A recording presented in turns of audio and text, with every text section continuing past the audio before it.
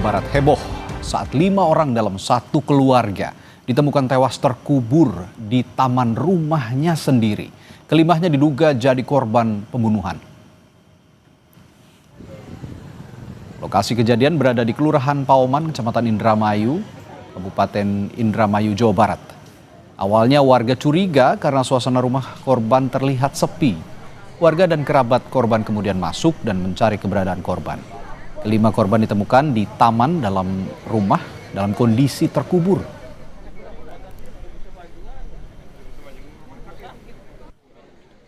Awalnya sore sekitar 5:30 saya ke rumahnya karena lost contact dari hari Jumat. Jumat, Sabtu, Minggu, Senin nggak ada kabar dari Mama Ratu. Terus saya ke rumahnya sama teman-teman.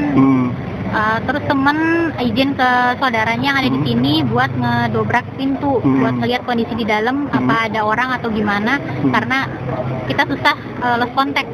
Pas didobrak, kita cari-cari semua, motor, mobil ada semua. Kita nggak nemuin apa-apa juga, cuma kita nemuin bau bangkai. Nah dipikir itu bangkai tikus atau apa gitu kan. Udah sampai ke lantai atas juga nggak ketemu apa-apa. Terus akhirnya kita pulang. Nah saya dapat kabar lagi tuh habis maghrib. Polisi membenarkan temuan 5 jenazah satu keluarga yang terkubur di rumahnya di Indramayu, Jawa Barat. Jenazah kelimanya dibawa ke Rumah Sakit Bayangkara. Kasat Reskrim Polres Indramayu AKP Muhammad Arwin Bahar bilang, polisi sudah meminta keterangan sejumlah saksi dan warga sekitar. Tadi malam sekitar pukul 20.00 kami mendapatkan informasi dari warga bahwasanya telah ditemukan jenazah yang posisi terkubur di dalam rumah. Di bagian belakang ada sela-sela antara rumah walet dengan rumah terduga korban. Jadi pada saat kami melaksanakan pengecekan, awalnya memang terlihat ada. Kita bahas lebih lengkap terkait 5 orang sekeluarga yang ditemukan tewas terkubur di pekarangan rumah mereka bersama kriminolog Adrianus Meliala. Prof. Adrianus, apa kabar? Selamat malam. Selamat malam, Mbak. Prof, kalau saat ini kan memang kasusnya masih diselidiki oleh polisi.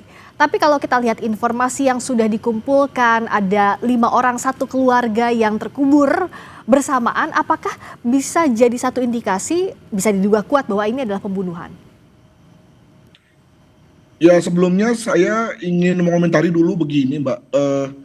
Polisi bilang bahwa menemukan 5 jenazah, artinya sebetulnya yang menemukan itu bukan polisi, tapi masyarakat. Ini menurut saya bukan hal yang baik ya. Kenapa? Karena itu masyarakat itu mengacak-acak TKP. Harusnya begitu ada indikasi bahwa dikatakan dalam berita bahwa ada kaki menyembul, itu harus masyarakat berhenti dan kemudian memanggil polisi. Tidak lagi masuk ke TKP bahkan lalu menggali. Itu saya kira satu praktek yang buruk yang menurut saya perlu kita semua katakan bahwa itu adalah salah. Mengapa? Karena banyak sekali kasus di mana memang niatnya sih baik ya untuk menolong, tapi lalu akan mengacaukan betul TKP, membuat lalu TKP menjadi tidak lagi asli, dan nanti ujung-ujungnya menyulitkan pekerjaan polisi. Kalau kemudian lalu polisi tidak bisa mengungkap, lalu kemudian polisi pun yang disalahkan.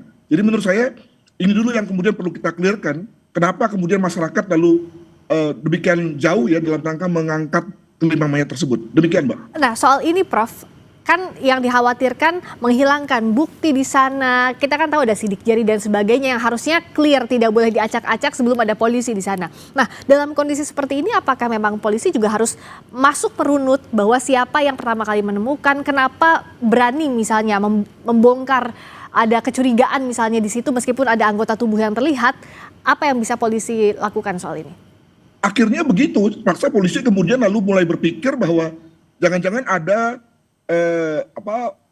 alat bukti ya, artinya alat bukti itu bisa saja barang bukti, bisa saja petunjuk, bisa saja surat, bisa saja darah yang kemudian hilang atau terkotor atau tercemarkan gara-gara itu. Dan mungkin sekali misalnya hal itu dilakukan secara sengaja, karena terus terang saja bahwa pada saat ini menurut saya semua orang bisa menjadi tersangka, iya kan? Ya, betul. Artinya nggak harus tetangga, bisa juga saudara, bisa juga rekan bisnis dari korban. Nah, maka misalnya dalam ini menjadi tidak mengherankan kalau kemudian lalu polisi misalnya lalu kemudian menaruh curiga pada orang-orang yang mengangkat tadi dengan satu alasan bahwa kenapa nggak tunggu kami? Sekali lagi karena itu adalah bukan satu benda biasa, tapi sudah menjadi alat bukti ya, atau barang bukti yang sudah ada kekuatan hukumnya. Nah, ini yang menurut saya menjadi pembelajaran bagi kita semua. Demikian. Nah, Prof, kalau dalam kondisi seperti ini, kasus seperti ini, kan ada juga beberapa kasus lainnya yang barang bukti atau jejak di sekitar TKP itu antara dihilangkan, dirusak, tidak sengaja hilang atau tidak sengaja dihilangkan. Bagaimana polisi bisa merunutnya agar bisa dengan jejak yang hilang di awal, tapi masih tetap bisa membongkar kasus ini? Apakah satu-satunya dengan otopsi misalnya atau seperti apa?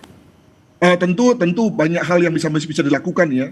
Jadi jangan khawatir lah dengan bantuan daripada Scientific Crime Investigation, maka sebetulnya banyak hal yang bisa dilakukan. Cuma tadi derajat keparahannya tentu amat mengganggu. Jadi kalau berkaca pada kasus Subang misalnya, kalau kita masih ingat, itu kan betul-betul terganggu betul. Nah, maka jangan sampai pada hal ini juga terganggu.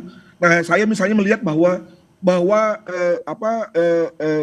ya dikatakan dalam pemberitaan bahwa pada waktu di TKP walaupun sudah dikeluarkan, tapi kemudian identifikasi bisa masuk, lalu kemudian forensik bisa masuk, artinya masih lumayan lah. Kemudian lalu darah bisa diambil, lalu kemudian bercak-bercak bisa diambil, demikian juga pakaian bisa diambil, demikian juga misalnya hal-hal yang menjadi sebagai contoh misalnya ada ember, ada cangkul juga diambil. Nah, itu semua bisa mengarah kepada mana yang dicurigai. Tentu saja dalam ini misalnya kalau misalnya di situ ada 3 atau 4 sidik jari yang melekat pada cangkul misalnya, maka tentu lalu ya polisi harus melakukan pertama-tama guessing ya, atau mengira-gira dulu gitu ya. Mana sidik jari yang dipakai oleh pelaku, mana yang dipakai oleh atau mana yang merupakan sidik jari dari teman-teman yang memeriksa. Nah, itu kan jadi di situ kesulitannya. Sulit ya. Situasi melambat pasti, situasi error juga mungkin sekali terjadi. Demikian.